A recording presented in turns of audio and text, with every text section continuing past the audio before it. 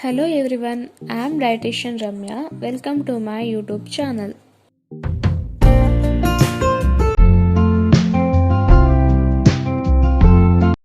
ಇವತ್ತಿನ ವಿಡಿಯೋದಲ್ಲಿ ಸೌತೆಕಾಯಿಯ health benefits ಏನಿದೆ ಅಂತ ತಿಳ್ಕೊಳ್ಳೋಣ. ಸೌತೆಕಾಯಲ್ಲಿ 90% ಅಷ್ಟು ವಾಟರ್ ಇದೆ, ಹಾಗಾಗಿ ಡೈಜೆಷನ್ಗೆ ತುಂಬಾ ಒಳ್ಳೆಯದು. ಬಾಡಿನ ಹೈಡ್ರೇಟ್ ಆಗಿ ಇಡೋದಕ್ಕೆ ಹೆಲ್ಪ್ ಮಾಡುತ್ತೆ. ಇದರಲ್ಲಿ ನೀರಿನ ಅಂಶ ಜಾಸ್ತಿ ಇರೋದ್ರಿಂದ ಕಣ್ಣಿಗೆ, ಸ್ಕಿನ್ಗೆ ತುಂಬಾ ಒಳ್ಳೆಯದು.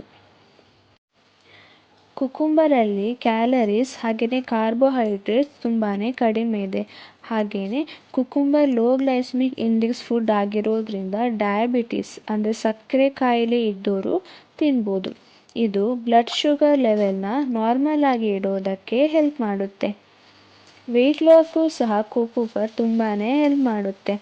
ಇದರಲ್ಲಿ ಫೈಬರ್ ಹಾಗೆಯೇ ವಾಟರ್ ಕಂಟೆಂಟ್ ಜಾಸ್ತಿ ಇರೋದ್ರಿಂದ ಹೊಟ್ಟೆ ಬೇಗ ಫುಲ್ ಅನಿಸುತ್ತೆ. ಹಾಗೆಯೇ LDL ಕೊಲೆಸ್ಟ್ರಾಲ್ ಅಂದರೆ ಕೆಟ್ಟ ಕೊಲೆಸ್ಟ್ರಾಲನ್ನು ಕಡಿಮೆ ಮಾಡೋದಕ್ಕೆ ಕುಕುಂಬರ್ ತುಂಬಾ ಹೆಲ್ಪ್ ಮಾಡುತ್ತೆ.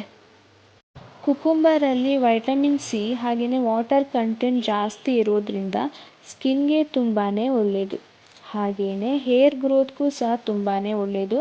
ಇದರಲ್ಲಿ ಸಿಲಿಕಾ ಅನ್ನೋ ಅಂಶ ಇದೆ, ಇದು ಹೇರ್ ಫಾಲ್ನ ಕಡಿಮೆ ಮಾಡುತ್ತೆ.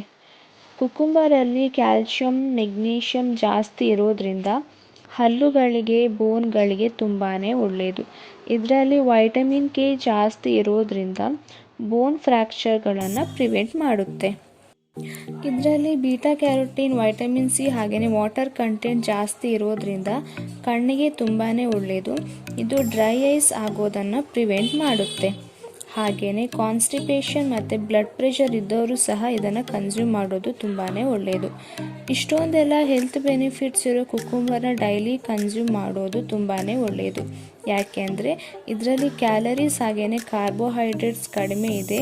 Fibre, magnesium, calcium, vitamin K, potassium, vitamin C ಹಾಗೆಯೇ ವಾಟರ್ ಕಂಟೆಂಟ್ ಜಾಸ್ತಿ ಇದೆ.